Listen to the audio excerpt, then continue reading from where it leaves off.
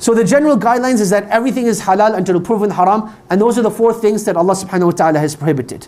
So the first thing we mentioned is that Allah subhanahu wa ta'ala, He has made intimacy through the anus clearly haram. And in fact, this is something that there's consensus on, that there's no disagreement upon, that this is prohibited. This is prohibited and is not allowed. And the same thing applies to the second one as well, that during menstruation and during postpartum bleeding, it is not permissible to have marital relations at that time. And I want to make that very clear, that a husband and wife, they can be intimate in the sense that they can hold hands, they can kiss one another, they can enjoy one another in every single way, except for having marital relations. Except for having marital relations. That is what applies to the first 2.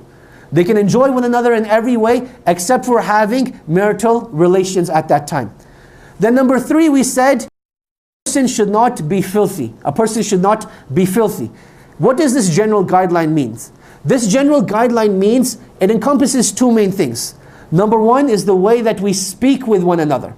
So for example, living in our culture, there's this culture of being very vulgar while having marital relations. That is not allowed in Islam. To use bad words and to curse, even when a person is having marital relations with his wife, this is not the way that they should be. But rather there's a level of humanity and a level of dignity that needs to be retained.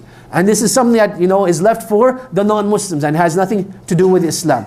And you'll notice that, you'll come to see this, that this is like one of the diseases of like watching pornography, is that you start developing cultures of intimacy that are not allowed in Islam. And then you view it so many times that a person starts to think that, this is the way marital intimacy is meant to be. This is the way that marital intimacy is meant to be.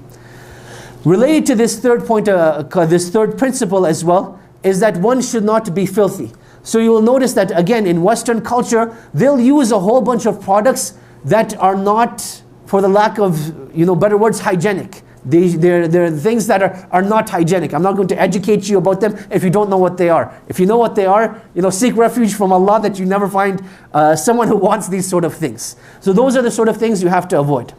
Then the 4th thing is that you're not meant to be wasteful. That you're not meant to be wasteful. And this is something that you'll find in the books of old, that certain things that you're allowed to use in intimacy, certain things that you're not allowed to use in intimacy. So the question arises, are you allowed using food while being intimate? Are you allowed using food while being intimate? And the answer to this is yes, as long as you're consuming that food. So for example, I'm going to throw out names of foods, you figure out what to do with them. So when you talk about like chocolate sauce, you talk about whipped cream, you talk about, those sort of things, these are things that you're allowed to use. These are things that you're allowed to use. But at the same time, a person should not be wasteful. A person should not just use these things and then throw these things away. But rather you're meant to consume them and not be wasteful. Now those are general guidelines. Those are general guidelines. Now why do I mention these sort of things? That as Muslims there needs to be a safe space. You'll notice that when a person will have a question, they're not going to feel comfortable to speak to the imam. They're not going to want to speak to the brother that they see in the masjid.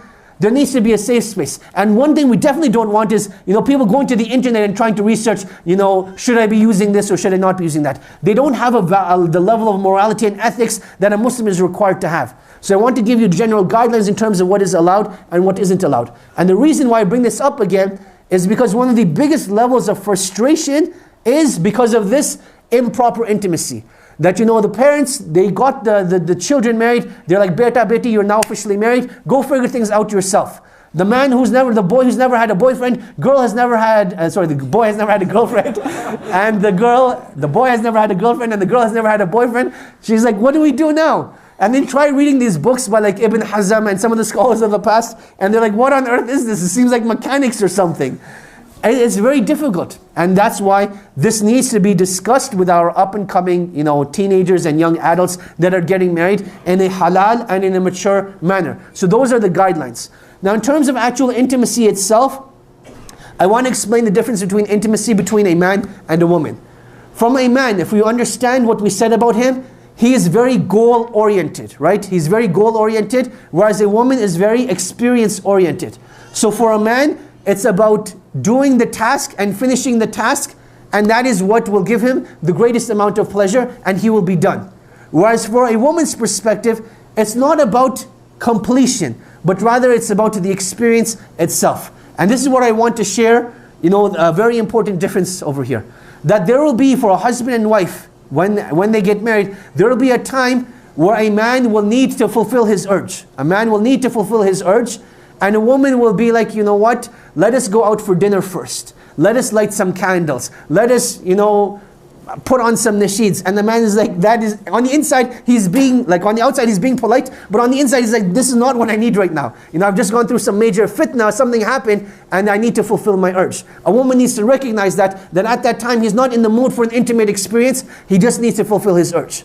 At the same time, from a man's perspective, he cannot be greedy and selfish and think that this is the way intimacy is always going to be. There's a time to take, but there's also a time to give. So from time to time, yes, you will have to fulfill your urges, but at the same time, you'll want to make sure that you're giving back to your spouse as well. You'll want to make sure that you're giving back to your spouse as well. And this is something that you will learn to discuss with one another, experience with one another, and grow with one another. And I cannot emphasize enough the importance of communicating over here. That a lot of times, a husband and wife, they'll be having problems in their intimacy, but they're like, you know what? It's going to stay in the dark. We're not going to discuss it. We're not going to do anything about it. We'll just continue living as it is. But a breaking point eventually comes and nothing gets solved and the relationship eventually breaks down. So it's very important that a husband and wife, they agree amongst themselves that, you know what? We may not know anything about intimacy coming into the marriage, but now that we're married, Allah has made us halal for one another. Let us enjoy this experience. Let us enjoy this experience and let us learn about it as well. So if there's something that you like, tell your spouse about it. If there's something that you dislike, tell your spouse about it. Rather than holding those feelings inside and repressing those emotions, deal with them up front, and it makes things a lot easier. Rather than leaving your spouse to guess, what does my spouse like, what does my spouse not dislike, be open about it, be frank about it, but be, ethical and moral about it as well. That there's no need for vulgar descriptions, and be, sane and humane, and speak about it in a mature manner.